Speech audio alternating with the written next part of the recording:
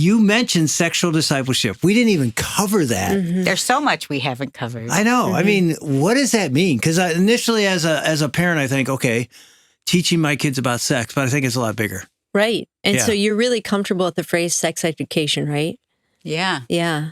Okay. So what's the difference between education and discipleship? You tell me. Tell us. You guys know.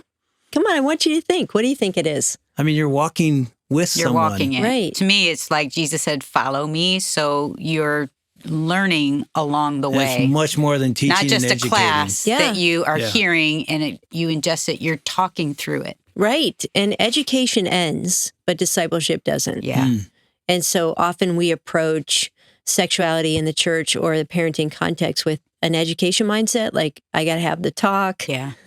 We have to do a sermon series on sexuality. It's a one-time thing. It's like check the box, we did it.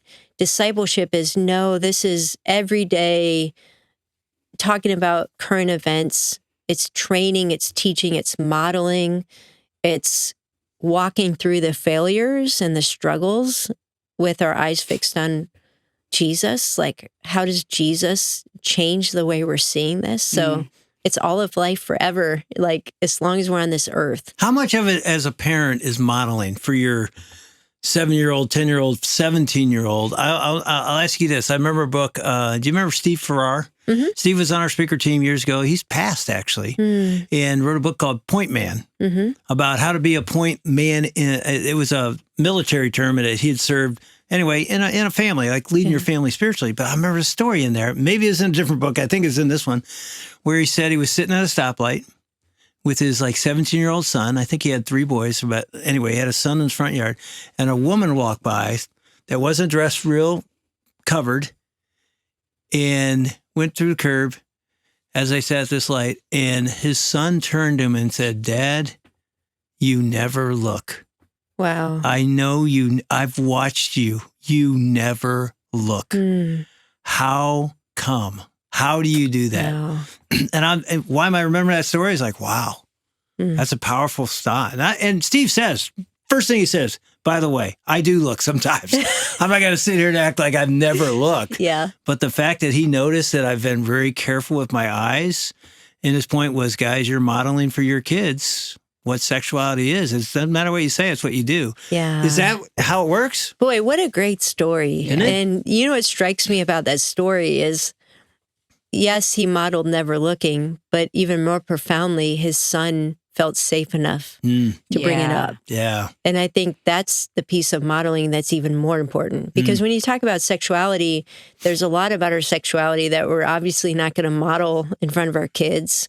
Yeah. There are things that we're not going to share with them because they're not able to understand or carry that. Yeah. But it's the modeling of a posture that says it's okay to talk about these things. We talk about them. It's not this weighty, heavy, taboo subject. And then modeling what it is to be humble, what it is to confess sin, what it is to live in the freedom of Christ. As a married couple, what is it to show affection together? What is it to let your kids know that you go on date nights and you go on the family life cruise to invest in your marriage? Like it's all of that. It's modeling how you treat people. Like when you see people in culture that are transgender or are sex workers, what is your posture towards them? How do you speak about them? Even as a family and as parents with your kids. Who do you welcome into your home? Yeah.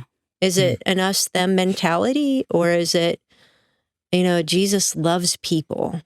So I think it is a lot of modeling, but it's not 100% just what you think it might be. In terms I remember we wrote about this in our parenting book, trying to help parents understand, but I didn't think of this as sexual discipleship, but you tell me if this is, because my oldest was 12, and that means my second son was what, 9? 12, 10, and 7. So we're walking through a mall in Georgia and at her parents', just the 3 boys and I. And as we're walking through this mall, CJ's in front, my oldest one, and off in about 20, 30 yards in the distance was a magazine rack on the ground. It wasn't up above. It was like this circular thing. And I can see from a distance the Sports Illustrated swimsuit issue. Bikini-clad girl on there. And I see it from the back, and I'm watching the boys. And the 9-year-old and 7-year-old like, do, they don't see it. And I see CJ glance at it and then turn his head. So I'll never forget, we walk up near it, and I pull CJ over to the side, and I said, hey, did you see that magazine in that magazine rack? He goes, no. I go, you didn't see that? He goes, no, I didn't see that. I go, I did. He goes, well, yeah, I did too. I go, did you want to look at that girl? He goes, no, I didn't want to look at her. I go, well, I wanted to look at her. He goes, well, I did too. Wow. It was so interesting that he was afraid to say it. And I said, I saw it. I saw what she had on, a bathing suit, and I wanted to look. And I said, but CJ, I didn't look. You know why? Here's why. I said, I have eyes for one woman, your mom, and I'm only going to look at her. When I see women like that, I go, there's nothing wrong with wanting to look. That's normal. That's going to be true your whole life probably. But man, as a man, I've built this discipline. I'm going to be very careful not to look at that, even though I want to. So I just want to let you know, dude, that's okay. That's good. I said, let's have a little bond with each other that we can do this. I mean, he's 12, and the other boys literally could care less. And I just thought, did I disciple him? Oh, 100%. Yeah, I hope so. That's huge. It was this cool moment for me. I was like, this is a cool moment. I mean, what you were teaching him in that moment is dad struggles too. Yeah. He knows how to get victory in this, and it's okay for me to tell him when I'm struggling. Yeah. Which, wow. And it's normal to desire to look at a woman. It's pretty, that's going to be okay to have that desire. You got to decide how to. Look, So, go ahead. Go ahead. What were you going to say, Julie? Well, I mean, that is certainly a big part of sexual discipleship, but I think the other piece of it, there's a couple of pieces of it, really key is, again, getting to that river of the spiritual underneath the sexual. Yeah.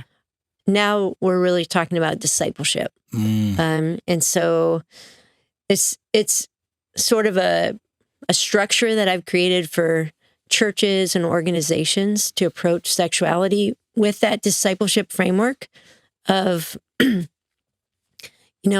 where is Jesus in the middle of this? Like, what does it look like to invite people to surrender to him? But you got to get to the spiritual issue underneath.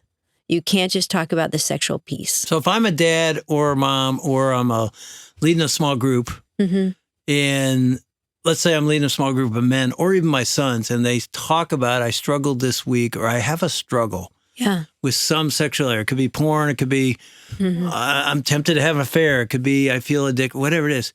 How do I answer that? How do I step into that to take this to a spiritual, to the river? So let's role play. Oh, no. How's that? How about you role play with Ann? I know. I like this. Go for it. Go ahead. Yeah. What's the struggle? I mean, I'm literally going to tell you what I've heard, I bet 1,000 times in 40 years of ministry from men. I went to a website this week that was porn, and I didn't want to do it, but I did. And then I went to another, next thing I knew, 30 minutes went by, and I struggled. And can I say this? I masturbated, blah, blah, blah. And I feel horrible. I haven't told my wife, I don't want to do this. This isn't who I am. But to be honest, I've done this 3 times in the last month. I got to get free of this. Help me out. When you said, this is not who I am, what did you mean by that?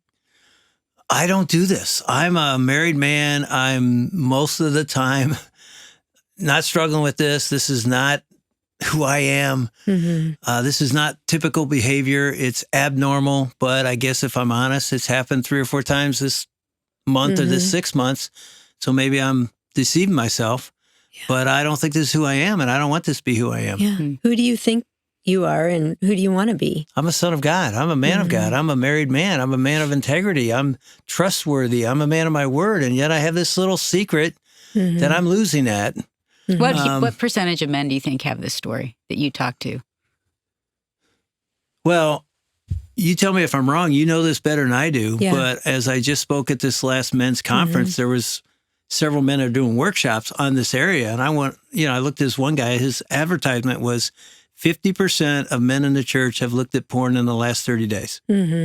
True or not true? I don't know, but that's what he said. Yeah, at least. And I would say it's 50 to 70%, if not higher, in the last month. Right. In the church. We're not talking outside the church. We're it's talking so good men. discouraging. I know this is happening for women, but as a wife who doesn't struggle with this, it's super discouraging. And I think women are feeling like, I don't know what to do. Yeah, for sure. So that's a whole nother issue. Exactly. But following up with you, then I would really press into you are a man of God. You are a child of God. What is this struggle doing in your relationship with God? Destroying it. Tell me about that. Feels like it's fake. Mhm. I've had guys say, I can sing worship songs. I don't feel it. I'm lying. Not lying of the words. I do love Jesus, but I can't feel what I feel when I'm honoring him with my body and my mind and my eyes. So I feel sort of fake. Yeah. Where do you think God is when you're looking at porn? Right there. He's with you. Do most guys say that? I would think I say that. That's my answer. Yeah. Interesting. I would think a lot of guys would struggle thinking he's there because it's sick and it's ugly and he's away from that. So for most guys, that is going to be a jarring question. Yeah. Oh, really? And, and it's going to kind of show like, I've compartmentalized this part of my life. What would it be like to recognize the presence of God? Like Psalm 139 says, there's nowhere I can go from his presence. Interesting. Like, what would it be like to remember he's there? Yeah. And what would he be doing? And it'd be really interesting to see what they say. Like, he's shaming me. Yeah. He's speaking encouragement to me. Like, just, so that's, Ooh, that's interesting. that's bringing in the spiritual. Yeah, that's good. So it's that sort of thing It's really where good. it's tearing down that invisible wall between our sexuality and God and inviting him in. Yeah. Yeah. That's good. She's so good at this.